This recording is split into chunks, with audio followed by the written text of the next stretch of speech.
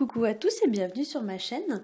On se retrouve aujourd'hui pour le taroscope du mois d'avril 2018 pour les Verseaux, ascendant Verseau et lune en Verseau. Si vous ne connaissez pas vos signes ascendants et lunaires, je place en barre d'informations deux liens qui vont vous permettre de les calculer. Ceci est un tirage général, donc s'il ne résonne pas avec votre situation, je vous conseille de regarder le taroscope de votre signe ascendant et celui de votre signe lunaire pour avoir plus d'informations. Ce mois-ci, j'ai utilisé le même jeu que le mois dernier.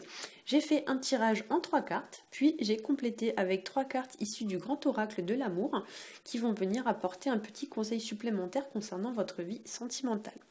Alors, je m'excuse par avance pour ma voix. Ce matin, je suis allée chez le dentiste et j'ai encore une partie de la bouche qui est complètement anesthésiée, ce qui fait qu'il est possible que je bafouille un petit peu. Alors, je ne fais pas exprès, mais du coup, je sens plus ma bouche. Voilà. C'est pour ça aussi que le taroscope va être un peu plus court ce mois-ci parce que comme je les fais tous dans la même journée, j'ai pas non plus envie de parler des heures et des heures. Voilà, donc on va commencer tout de suite avec la première carte. C'est la carte de la lune et c'est une carte qui va nous parler de mystère. Ça nous parle de secrets, de choses qui sont cachées.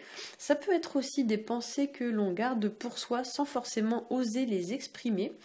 Ça peut représenter aussi tout ce qui va concerner notre inconscient ou encore tout ce qui va être lié au psychisme d'une personne, donc soit vous, soit quelqu'un d'autre.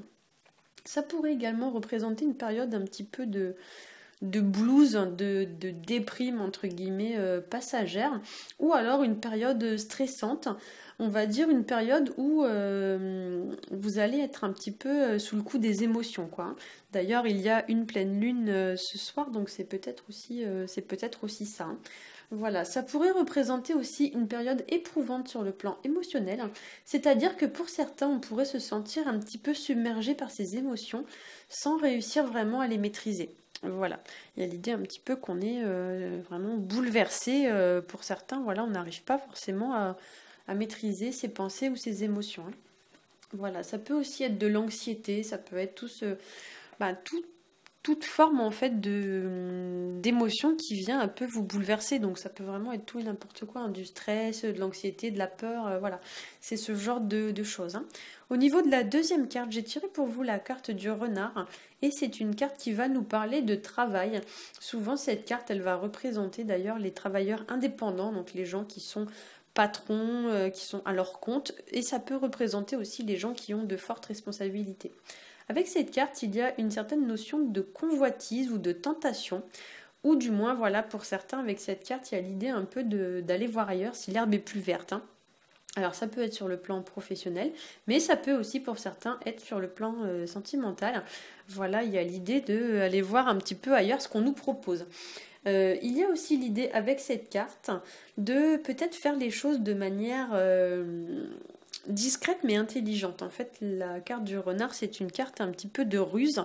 Donc il y a l'idée comme ça que ni vu ni connu, on fait quand même les choses de manière rusée, quoi. Voilà. Au niveau de la troisième carte, j'ai tiré pour vous la carte de la loupe. C'est une carte qui va nous parler d'attention, qui va nous parler de minutie. Voilà, donc pourrait vous demander de regarder ou d'examiner attentivement quelque chose, notamment voilà une situation. Si vous avez ce mois-ci un papier, un document officiel, un contrat, etc. à signer, avec cette carte, on pourrait vous demander par exemple, surtout avec le renard à côté qui représente la ruse, de bien lire le contrat ou du moins de bien lire les petites lignes du contrat qui sont tout en bas là, vous savez, ou alors du moins de lire entre les lignes avec l'idée que peut-être vous pourriez vous faire avoir. Voilà, l'idée c'est que potentiellement il y a quelqu'un qui pourrait essayer en fait de vous rouler. Voilà. Si vous cherchez à vous mettre à votre compte avec la lune et le renard, accompagné de la carte de la loupe, il se pourrait qu'il y ait quelque chose qui vous perturbe, qui vous tracasse, des petits tracas, des petits ennuis, voilà, qui vous mine un peu le moral. Il y a l'idée que vous cogitez beaucoup. Et on pourrait aussi vous dire avec la loupe de bien faire les choses entre guillemets dans les règles de l'art, de bien examiner votre projet sous tous les angles, avec l'idée que peut-être il y a des détails qui vous ont échappé. Voilà. Au niveau des 3 cartes issues du grand oracle de l'amour, la première carte que j'ai tirée pour vous, qui va faire office un peu de tendance générale pour le mois, c'est la carte de la puissance.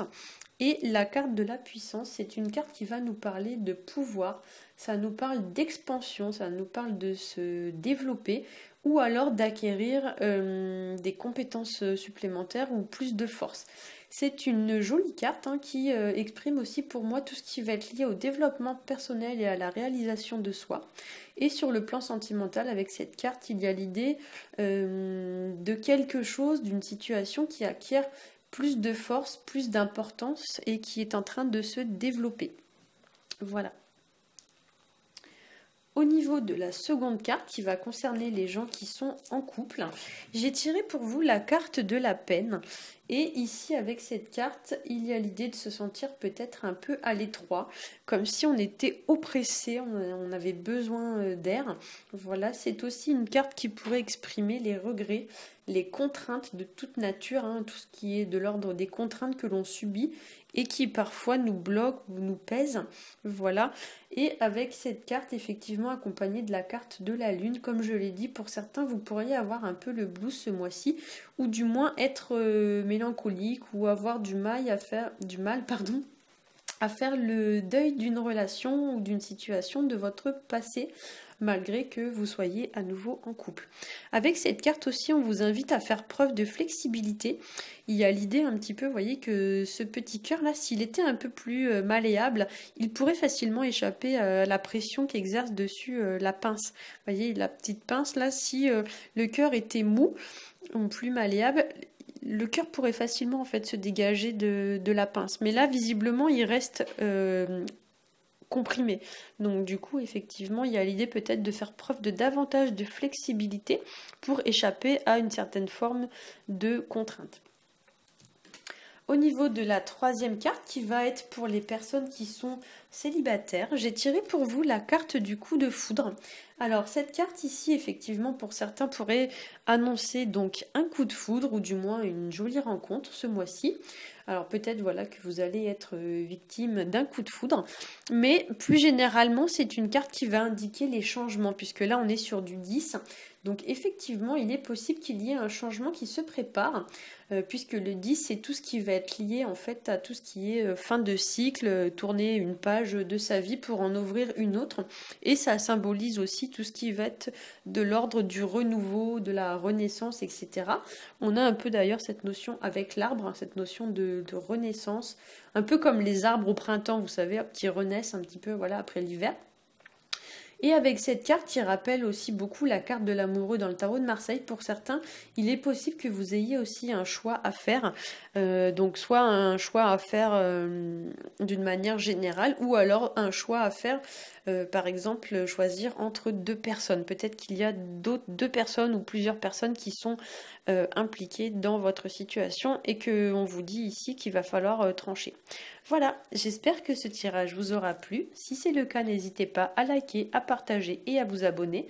Pour ma part, je vous souhaite un très bon mois d'avril et je vous dis à bientôt.